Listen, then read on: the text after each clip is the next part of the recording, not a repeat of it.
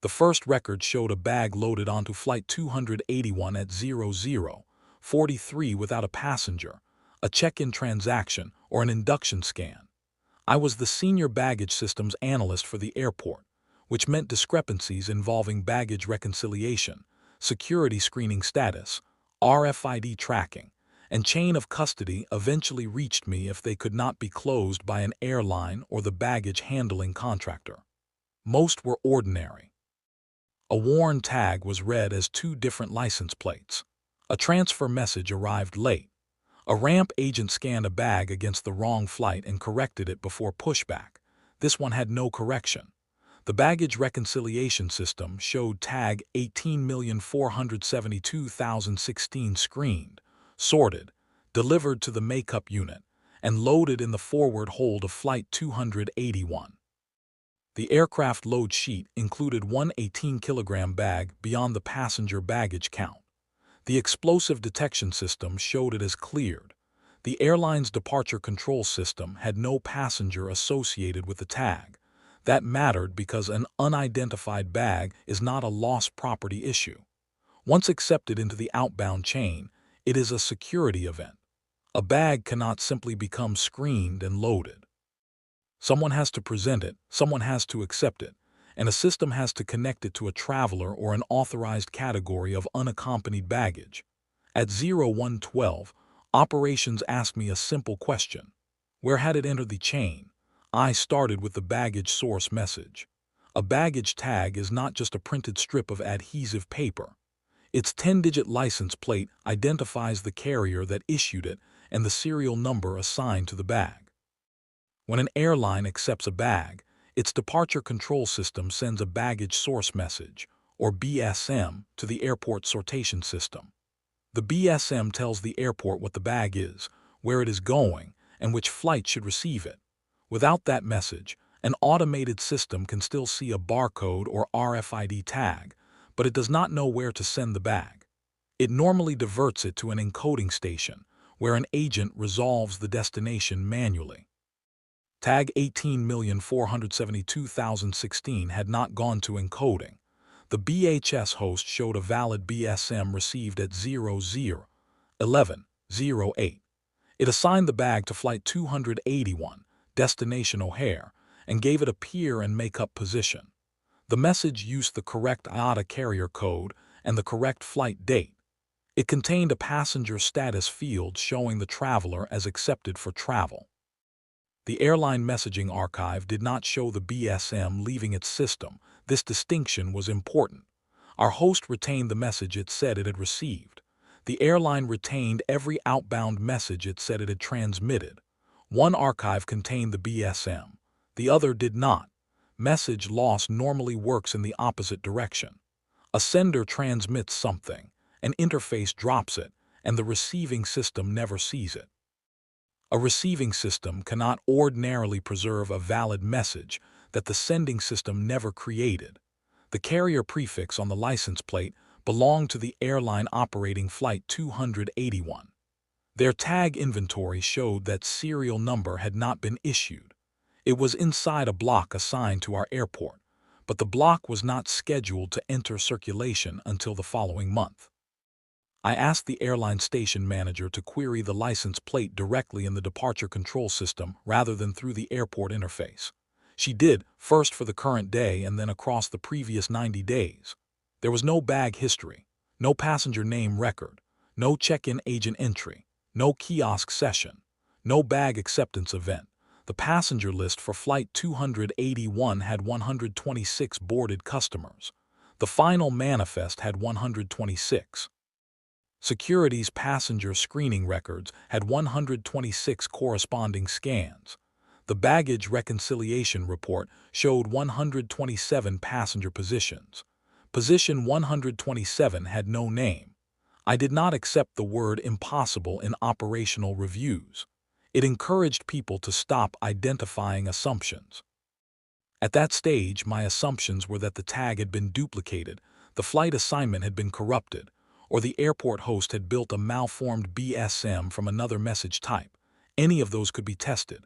I pulled the raw message. It was not malformed. It had the correct delimiters, field order, routing priority, and airline address. Its structure matched BSMs produced by that carrier's departure control system. The only unusual element was the passenger field. Where a surname and initials would normally appear, the field contained a single space, not an empty field, a space. That was enough for our host parser to regard the element as populated. I checked whether someone had discovered that behavior and used it to inject a bag into the system. The network team reviewed message gateway logs.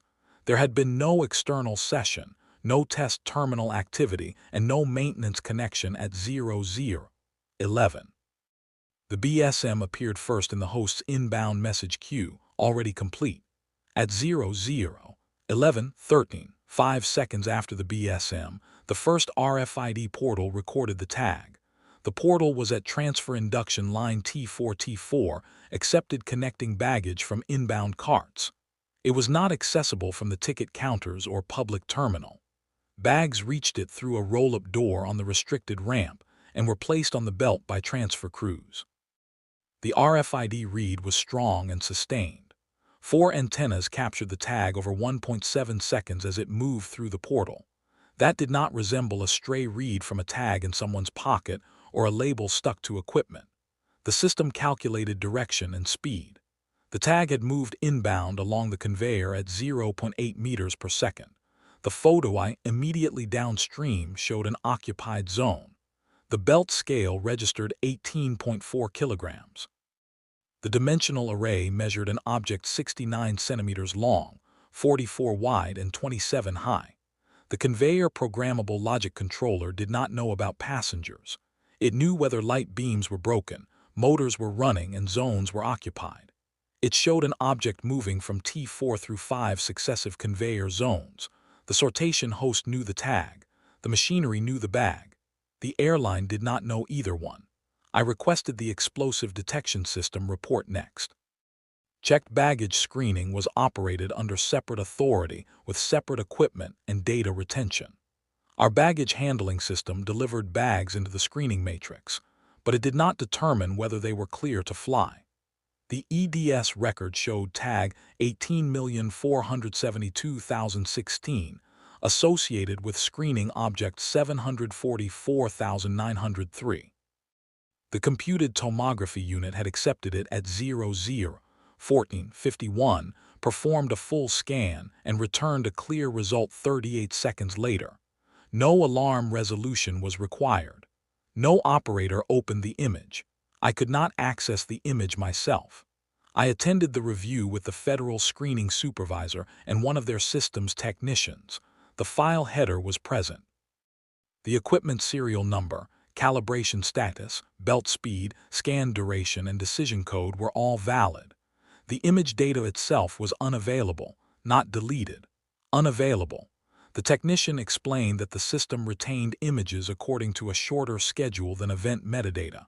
That was true, but the incident was less than 12 hours old, and images from objects scanned before and after it remained available. He checked the storage array directly. Screening object 744,902 had an image. So did 744,904. The expected file name for 744,903 did not exist. The scanner's radiation on log showed a complete cycle. The belt encoder showed that an object passed through the tunnel. The entry and exit curtains were interrupted in sequence. The machine had generated a threat assessment. There was simply no stored picture of what it assessed. The supervisor wrote it as an image retention fault and opened a maintenance case. That was a defensible classification. Screening equipment produced missing images occasionally. It did not explain the bag, but I was not asking one system to explain another. Airports trust baggage tracking more than memory because memory is generally worse. A ramp agent may handle 400 bags in a shift. An RFID portal does not become tired, and a photo eye does not confuse a gray suitcase from Milwaukee with a gray suitcase from Denver. Even so, I interviewed the transfer crew assigned to T4. 2 handlers had worked the line at 00:11. Both remembered the operating period. Neither remembered the bag. That meant almost nothing by itself. I showed them the transfer induction counts. The handover sheet listed 43 bags from 3 inbound flights. The conveyor count was 44. The cart sheets totaled 43. The handlers had not reported an overage. One of them, a man named Alvarez, looked at the time and asked whether it was the midnight extra. I asked what he meant. He said, "Sometimes the line takes one." His supervisor told him to answer the question properly. Alvarez did.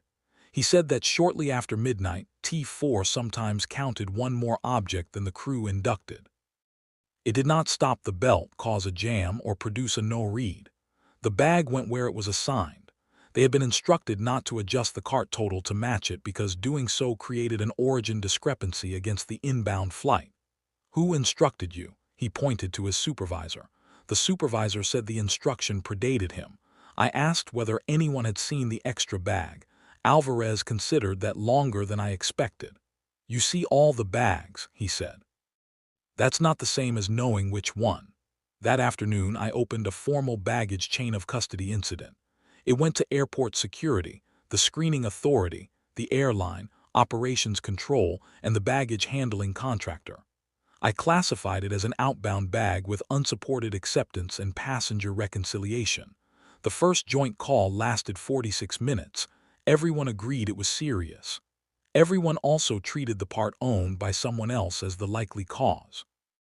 The airline believed our baggage host had created the BSM. Our systems vendor believed the airline message archive had failed to retain it. The screening authority believed the bag had entered through an approved airport induction point, and therefore considered acceptance ownership an airline matter. The contractor believed the bag count discrepancy originated in automation.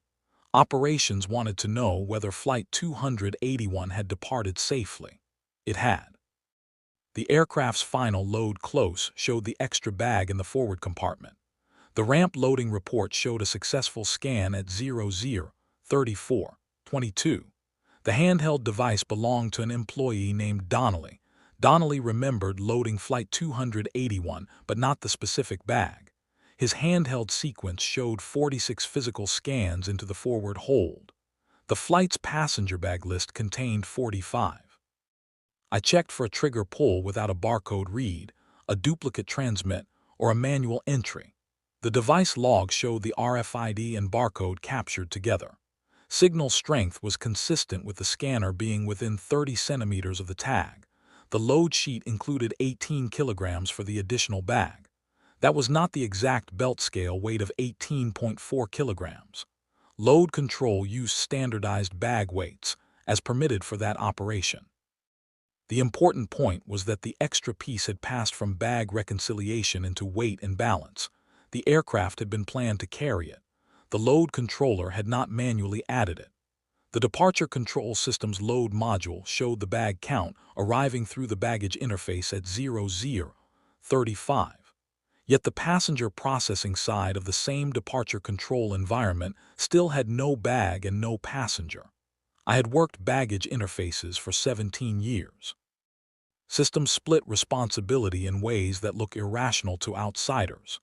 Passenger check-in, bag messaging, reconciliation, load control, and flight dispatch may carry the same airline branding while operating on different platforms run by different vendors in different countries. Agreement between them is not automatic. Independent aviation systems rarely make identical mistakes at the same time. Here, they did not appear to be making an identical mistake.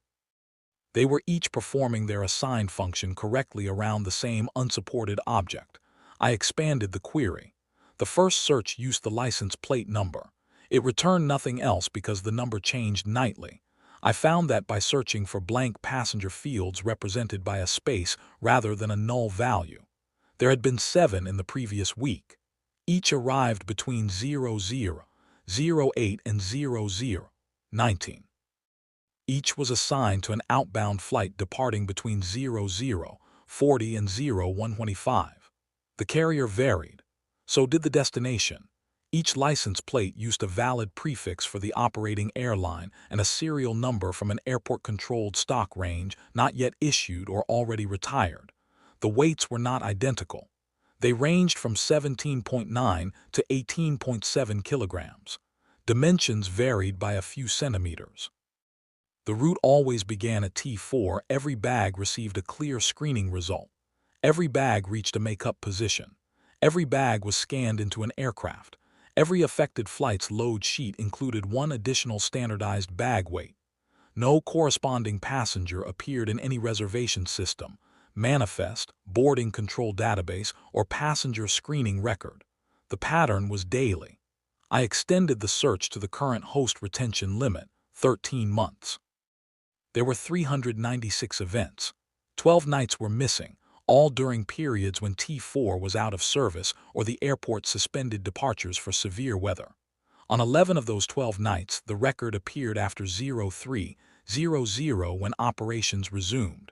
On the remaining night, the airport had closed until morning. No event appeared. There were no doubled events the following day. I asked the vendor for archived data beyond 13 months. They said it had been migrated during a host replacement and would require a paid retrieval. Before I could authorize it, the overnight baggage supervisor sent me a spreadsheet. It went back to 2002. The file was not an official report. It was a hand-maintained list of dates, flight numbers, make-up positions, and what the final column called system bag. Was no passenger name column. I called the supervisor, Elaine Mercer, and asked why the file existed. To prevent closeouts, she said. A flight cannot close its baggage reconciliation cleanly when its physical and system counts disagree. Depending on route, carrier, and security requirements, that can mean locating a passenger, offloading a bag, reopening a hold, or delaying departure while the discrepancy is resolved. Mercer said the nightly bag used to create a one-piece difference between the sortation count and the airline's expected count. Overnight staff learned that if they let the automated sequence finish before forcing final reconciliation, the numbers aligned. If they closed the makeup early, they got an unexplained bag and had to stop the flight. It finished doing what? I asked. Posting. Where? The same places you're looking at. I asked who had directed that procedure. She said it had been included in her handover when she became supervisor in 2011. There was no formal procedure document. The night shift simply kept the last make-up position open until the system bag received its load scan. Day management saw completed flights and clean reports. Night shift operations inherit procedures that daytime management rarely sees. Some are harmless adaptations, waiting 4 extra minutes before restarting a cold conveyor, ignoring a sensor warning known to persist after maintenance, staging oversized skis away from a door that leaks during heavy rain. If flights leave on time, those accommodations become invisible. I asked Mercer whether she believed a real bag was moving. I believe the counts, she said. That isn't what I asked. It's the answer I can support.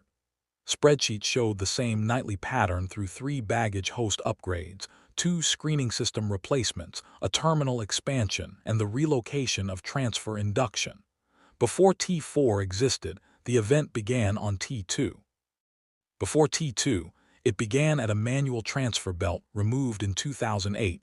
The earliest row was January 14, 2002, but Mercer said the list had been copied from an older paper log. She did not know where that log was. Equipment maintenance reports supported parts of the history. During acceptance testing for the current RFID system, technicians had documented one unexplained production tag appearing during the overnight test window. It was dismissed as cross-read contamination. During commissioning of the new CT screening units, a test report noted that one live bag had been processed without an available source image. The equipment passed because all mandated threat detection test articles were accounted for. I asked our compliance archive for prior chain of custody incidents involving T4 or its predecessor lines. There were 6. Each had been closed under a different technical cause: delayed messaging, duplicate bag identifier, scanner synchronization, migration artifact, load control mismatch, and unresolved operator variance. Viewed separately, each closure was plausible. Viewed together, they described the same event. My incident remained open, which began creating reporting obligations. Airport security requested a corrective action plan. The airline's corporate security office asked whether we could guarantee that no unscreened bag had boarded an aircraft. The screening authority could guarantee that the object associated with each event had received a clear status. They could not establish who tendered it. The airline could guarantee that no unidentified passenger had boarded. No one could guarantee that the bag had been accepted from a passenger. The airport convened a security review. The language became careful. We were not to call it an undocumented bag because it had extensive documentation. We were not to call it unaccompanied baggage because that term had a specific regulatory meaning and would imply an acceptance record that did not exist. We were not to call it a systems artifact because physical sensors, screening equipment, and handheld devices independently recorded it. The final minutes called it an unmatched recurrent baggage processing event. That phrase allowed the meeting to end. The approved next step was live observation under controlled conditions. We selected a Tuesday with moderate overnight volume. The team included me, an airport security manager, a screening supervisor, an airline load control representative, the baggage contractor's night manager, and 2 vendor technicians. We placed observers at T4, the screening matrix, the assigned makeup area, and operations control. We did not interfere with the system. We synchronized watches against the airport time server and opened live views of the BHS host, PLC status, RFID middleware, screening event feed, baggage reconciliation system, and flight departure controls. At 00:09, nothing unusual showed. At 00:10:42, a BSM appeared in the host inbound queue. The license plate belonged to the carrier operating Flight 614 to Atlanta. The passenger field contained 1 space. The airline representative queried the number from her own terminal. No record. At 00:10:47, the T4 RFID portal read the tag. I was standing at T4. The transfer belt came through a fire-rated opening from the cart induction room, ran 20 meters in open view, and entered the RFID portal. 2 handlers were present, along with airport security and a vendor technician. We had cleared all carts from the room at midnight. The belt surface was empty. The first photo I changed state. The conveyor zone indicator turned green, then amber, showing occupied. The belt scale reported 18.3 kilograms. I saw no bag. The security manager saw no bag. The technician saw no bag. The 2 handlers stood with their hands away from the belt. The empty belt moved through the portal. 4 RFID antennas read the tag in sequence. The dimensional array reported 68 by 43 by 26 centimeters. Its laser lines crossed bare conveyor slats. On the PLC display, the occupied zone advanced normally. Each downstream photo I changed state when the calculated leading edge reached it. I stepped closer, staying outside the guarded envelope. There was no distortion. No hidden item matching belt color, no object riding beneath the slats. The conveyor was visibly empty. The technician said the PLC was simulating an object. Then he checked the processor mode and withdrew the statement. It was in run mode, not simulation. The sensor inputs were changing at the field modules. He could see current draw rise slightly on each conveyor motor as the occupied zone passed. At the screening matrix, the routing diverter activated. The empty belt turned toward CT Unit 3. The screening supervisor watching from that location radioed that no bag was visible. Unit 3 started a scan. Its entry curtain moved inward as if displaced. The radiation-on light illuminated. 36 seconds later, the system returned clear. The exit curtain moved. The belt remained empty. The BHS routed the occupied zone toward Pier CI, followed it through the service corridor using the overhead catwalk. I could not keep continuous visual contact because the line passed through guarded tunnels and elevation changes, but each observer reported the same thing. The sensors described an ordinary bag. The people saw an empty belt. At 00:19, the sortation system assigned it to make up carousel C12, for Flight 614 baggage handlers normalize anomalies if flights continue departing on time. The crew at C12 did not react when the reconciliation display increased from 28 expected bags to 29. One handler, Marcus Bell, looked at the time and moved closer to the point where bags dropped from the delivery belt. The empty delivery belt advanced. The RFID portal captured the tag. The photo I changed state. The chute's anti-collision sensor showed occupied. Bell raised his handheld scanner and aimed it at the empty space. His device beeped. I asked him what he had scanned, the system bag. What did you point at? He lowered the device. What it gives me. The handheld log showed a successful barcode and RFID capture. I had been watching the scanner. There had been no barcode in front of it. The device displayed a green route confirmation for Flight 614. Bell made a loading motion with both hands. He bent, lifted nothing, turned and placed nothing onto the baggage cart. He did it without theater and without looking at us. The cart scale increased by 18.3 kilograms. That produced the first disagreement among the observation team. The contractor's manager said Bell had manipulated the scale. Airport security inspected the cart and scale installation. The deck was isolated from the surrounding floor. No one had stepped on it. The recorded increase occurred when Bell completed the movement. I asked Bell why he had pretended to lift a bag. I didn't pretend, he said. I asked what it felt like. He looked toward Mercer, who had arrived at the makeup area. Mercer answered for him. Like you're handling a bag after your hands go numb. She said the crews who could manage it described pressure and weight but no shape. Some felt nothing and still completed the movement because the handheld prompted them. Others refused. New staff were not assigned to the position around midnight until they had worked several weeks. This was not written anywhere. Airport security asked why it had not been reported. Mercer said it had been repeatedly. She gave the incident numbers. I recognized all 6. The cart went of Flight 614. At the aircraft, the ramp team loaded the physical bags into the aft hold. We positioned observers to count each piece. There were 52 visible bags. The reconciliation system expected 53. Bell's handheld showed the system bags still on the cart. A ramp agent named Shaw performed the load scan. His scanner beeped while pointed at an empty corner of the cart. He reached in, braced one hand against the frame, and pulled backward. The cart suspension rose slightly. Shaw carried his hands to the belt loader and released them over the moving belt.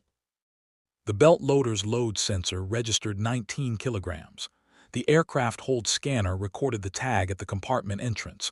No one inside the hold saw a bag arrive. The loading count increased to 53. At 00:47, load control closed the flight with 53 bags. The standardized baggage weight was included in the aft compartment. The final reconciliation report was clean. Flight 614 departed at 01:03. Operations Control called the destination station and requested an arrival count without describing the reason. At 02:12 local time, Atlanta reported 53 bags offloaded. Their transfer and claim delivery scans accounted for 52 visible bags and 1 tag read at the aircraft side RFID portal. No employee there could identify the extra piece. The destination baggage system showed it delivered to claim belt B7. The claim belt photo I counted one more object than the local camera review showed. At 03:01, the tag history closed as delivered. There was no lost bag report. There was no passenger to make one. After the live observation, the incident changed classification from suspected data integrity failure to confirmed chain of custody anomaly. That should have produced decisive action. Instead, it made action more difficult. We had proven the independent systems were functioning. The RFID equipment read a tag. The conveyors detected and weighed an object. The screening system scanned and cleared it. The baggage reconciliation system routed it correctly. Ramp devices tracked it into the aircraft. Load control included it. The destination system completed delivery. None of those systems relied on the others for their underlying physical observations. Shutting down one would not explain the rest. The airline wanted us to block any baggage message with a blank passenger name. Our host vendor cautioned that name fields were not authoritative for all transfer and group baggage transactions. I proposed a narrower rule using the event characteristics: single-space passenger field, T4 induction, issue time discrepancy, and the nightly window. We tested the rule offline against 6 months of traffic. It matched 183 events, all from the recurrent pattern and no legitimate bags. Security approved a controlled one-night block. The intervention was scheduled for 00:05 the following Thursday. If the message appeared, the host would quarantine it and route the physical object to the manual resolution spur. Security personnel would inspect the spur. The airline would hold closeout on the assigned flight until the discrepancy was resolved. At 00:12:03 the BSM arrived. The rule captured it. The host marked the license plate as suspended and withheld the sortation assignment. At 00:12:08 T4 recorded an RFID read. The bag moved to the default encoding line. No one saw it. The encoding line photo eyes showed an occupied zone approaching the resolution spur. The spur was clear and locked down. When the diverter activated, its obstruction sensor faulted. The belt stopped. At almost the same time, baggage reconciliation began losing custody events for legitimate bags. The first was a suitcase from a family connecting to an international flight. It had a valid tag, a valid passenger, and a clear screening status. The BHS routed it correctly, but the reconciliation system did not receive its makeup scan. Then 3 bags at Pier A lost load confirmations. 2 transfer bags appeared simultaneously at T2 and T5 under the same license plate numbers, although the physical bags were visible in only one location each. The airline's departure control system reduced Flight 903's loaded bag count by 1 after load close. The ramp count remained correct. Within 6 minutes, 5 flights had discrepancies between screened, sorted, and loaded totals. These were not harmless display errors. We had passengers boarded on international departures whose bags appeared unaccounted for. Under positive passenger bag matching rules, the airlines could not release those flights until they established custody or removed the passengers' bags. The Operations Control Center opened a multi-flight baggage incident. Gates were advised of delays. Ramp supervisors began compartment searches. At the resolution spur, the system still showed the blocked object occupying the same zone. The belt was physically empty. The vendor technician tried to clear the zone through the human-machine interface. The PLC accepted the reset, then immediately restored occupancy. Motor current remained elevated even though the conveyor was stopped.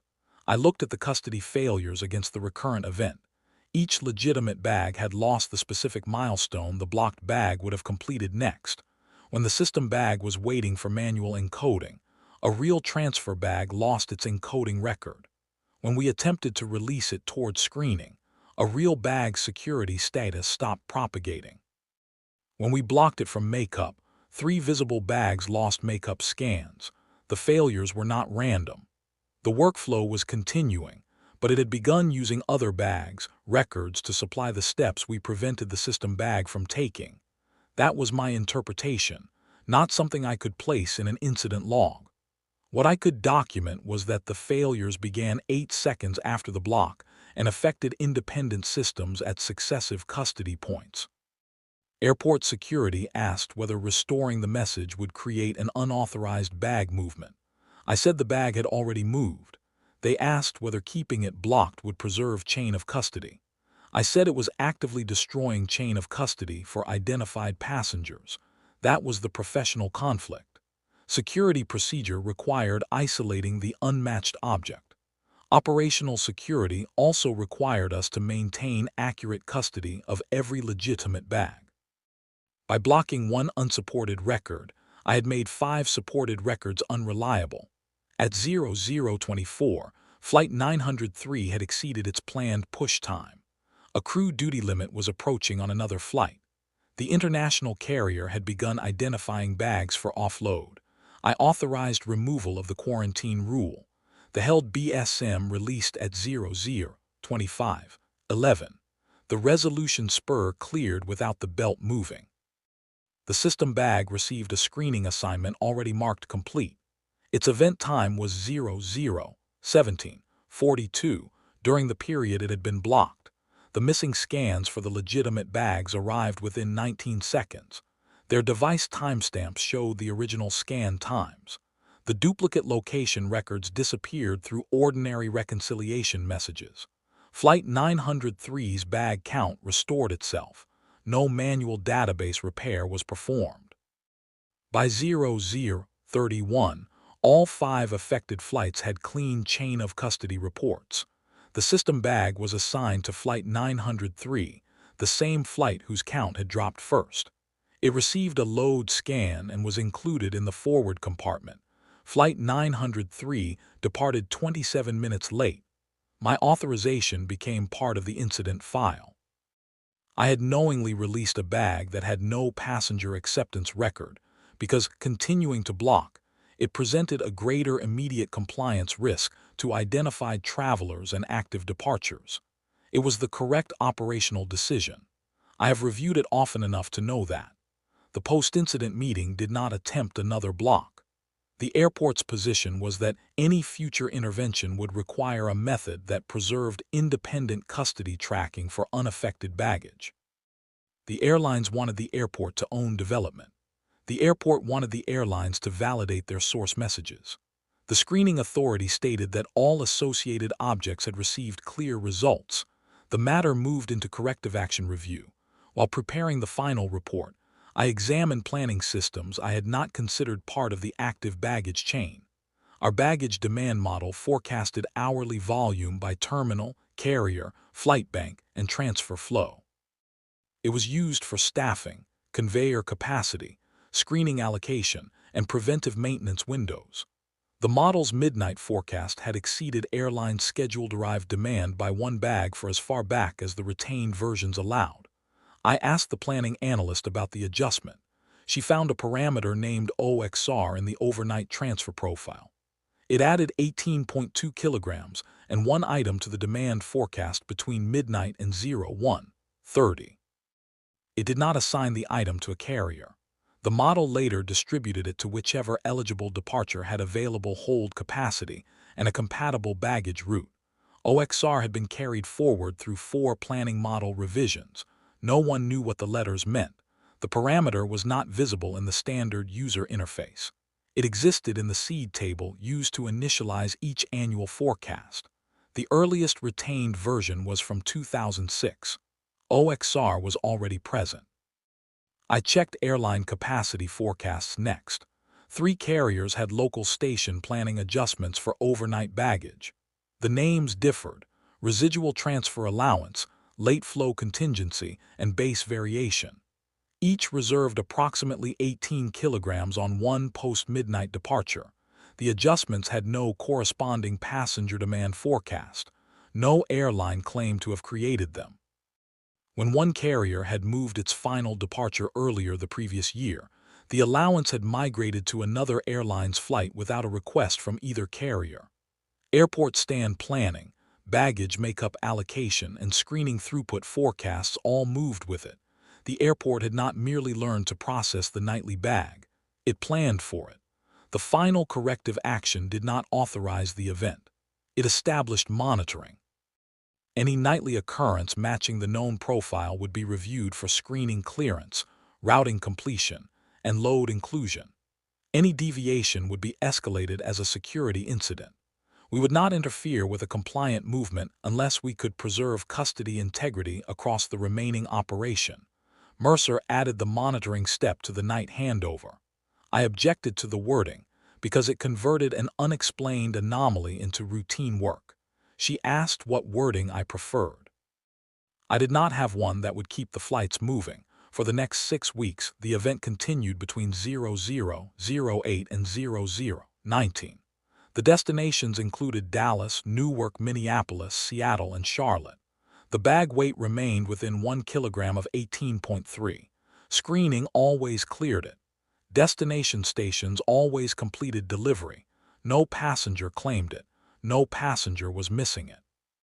Then on a Monday in November, the nightly review showed 2 source messages. The first was the usual record: 1 space passenger field unissued tag T4 induction 18.1 kilograms. The second appeared 9 seconds later. Its passenger field was not blank. It contained my surname and initials. There was no reservation in my name, no ticket, no check-in session. My employee access card showed that I had entered the operations building at 07:14 that morning and left at 16:52. I was at home when the message arrived. The tag was routed to Flight 118. I called the overnight supervisor and told her to verify the record without blocking it. She checked the passenger processing systems first. Nothing. Then the RFID events, screening result, makeup assignment, and load plan. All normal. The belt scale recorded 18.4 kilograms. I asked whether there were 2 bags. Mercer said no. The usual blank passenger record had disappeared after the second message arrived. Its license plate history ended at T4. Every later custody event belonged to the tag carrying my name. The airport had not added another passenger. It had changed the field it used for the one it already processed. I drove in. But Flight 118 had pushed before I reached the terminal. The load sheet included the bag in the aft hold. The final manifest did not include me. Access control showed I had not entered the airport. Passenger screening had no record of me. The airline had no reservation under my name. At the destination, the tag was scanned off the aircraft and delivered to claim. The following night, the passenger field contained 1 space again. My name has not appeared since. I closed the corrective action report 2 months later. The event remains monitored by the overnight supervisor and reviewed in a monthly baggage integrity summary. It has not caused another departure delay. No further block has been approved. The planning model still reserves 1 item and 18.2 kilograms after midnight. The allocation shifts automatically when schedules change. The baggage makeup system keeps 1 eligible position open until the movement is complete. Screening capacity includes it. Load control expects it before the flight is selected. Every system involved can document what it did. None can document where the journey began. That is the part I no longer describe as a bag problem. Bags do not reserve capacity years in advance. They do not survive platform replacements, airline schedule changes, terminal construction, and security system upgrades by moving their requirements from one workflow to another. People sometimes ask whether the airport is concealing an undocumented traveler. It is not. Concealment would require someone to know the traveler exists. What we have is more limited and, in my view, more serious. Each night, shortly after midnight, the airport prepares space for a passenger no airline accepted. It screens the passenger's baggage without a check-in. It assigns the weight to an aircraft without a reservation. It maintains custody without an owner and completes delivery without a claimant. The records are perfect. The flights depart safely. And if we prevent the journey, the airport begins losing track of everyone else.